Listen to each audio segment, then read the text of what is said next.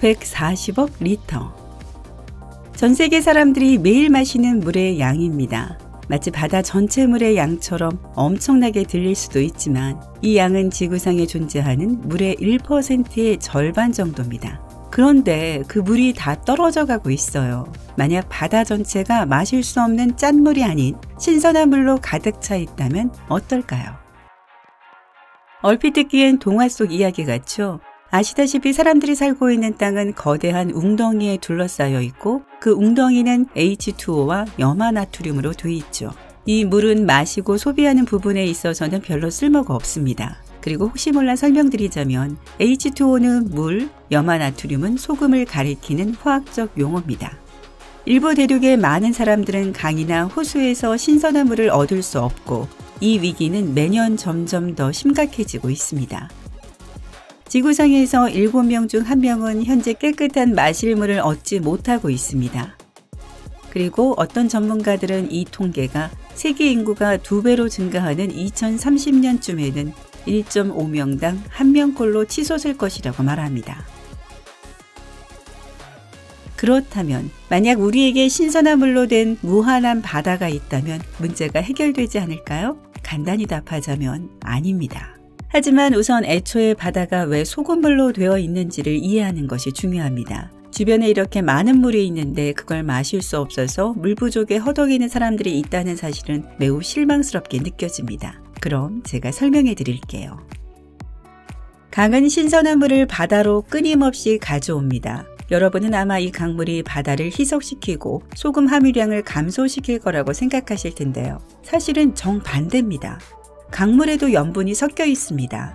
단지 바닷물보다 70배 덜 짤 뿐이죠. 바다로 흘러가는 도중에 강물은 바위에서 씻어낸 염분을 나르게 됩니다. 일단 물이 목적지에 도달하면 소금은 바다에 남지만 여분의 물은 증발하기 때문에 바다의 전체적인 소금 함량을 희석시키지는 않습니다. 이것은 강물이 그다지 짜지 않은 것과 같은 이유입니다. 강물은 소금을 운반해서 바다에 버립니다. 매년 40억 톤의 소금이 강에서 바다로 운반됩니다. 이 행성이 존재해온 수십억 년 동안 계속 그 과정이 반복됐다면 얼마나 많은 소금이 바다에 모였을지 상상할 수 있습니다. 아니 상상할 필요도 없어요. 제가 지금 알려드리죠.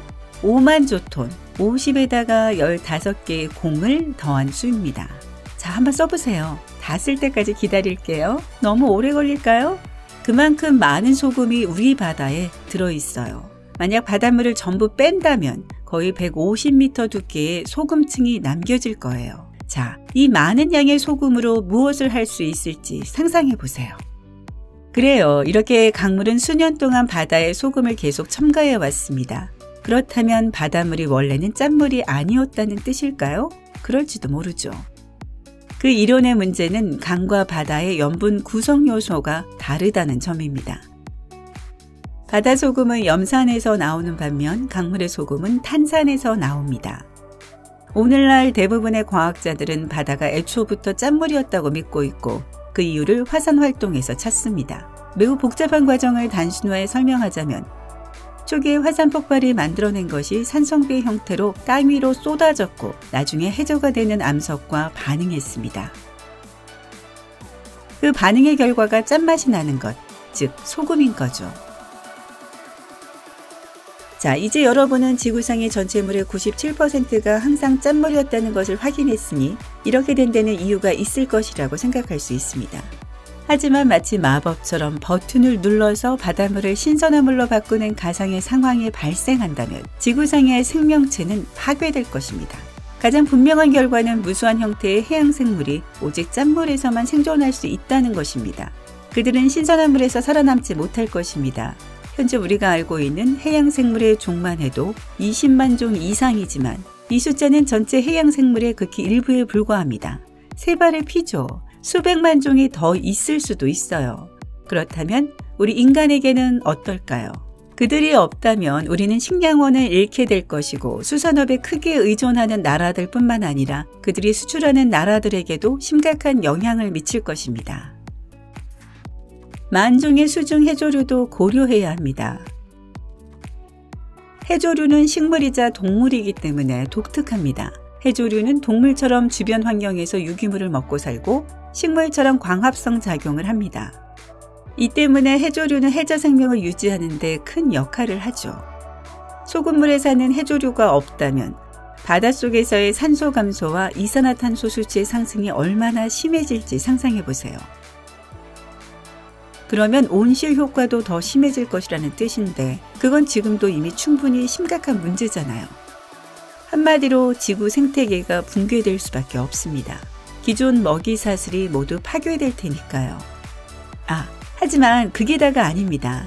바다는 기후를 형성하는 데 중요한 역할을 합니다. 더 구체적으로 말하면 해류는 육지 날씨에도 정말로 영향을 줄 수 있습니다. 해류는 주로 밀도 차이 때문에 존재합니다.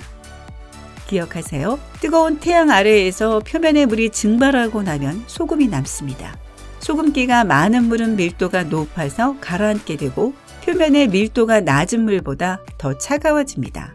하강하고 상승하는 물의 이동은 해류를 발생시키는 중요한 요소 중에 하나죠. 물론 바람이나 지형과 같은 다른 요소들도 영향을 미치지만 그건 또 다른 얘기고요. 그것에 관한 비디오를 보고 싶다면 댓글로 알려주세요.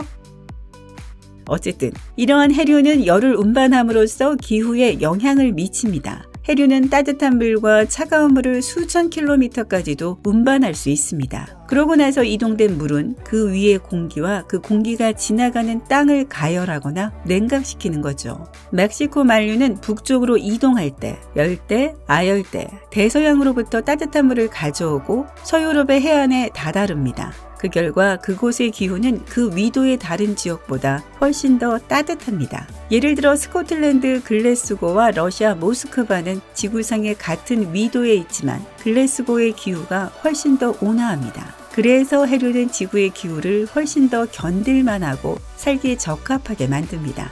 그런데 바다에서 소금을 제거한다면 해류가 사라지게 되겠죠. 그러면 서유럽 사람들도 러시아 털모자가 필요하게 될 거예요.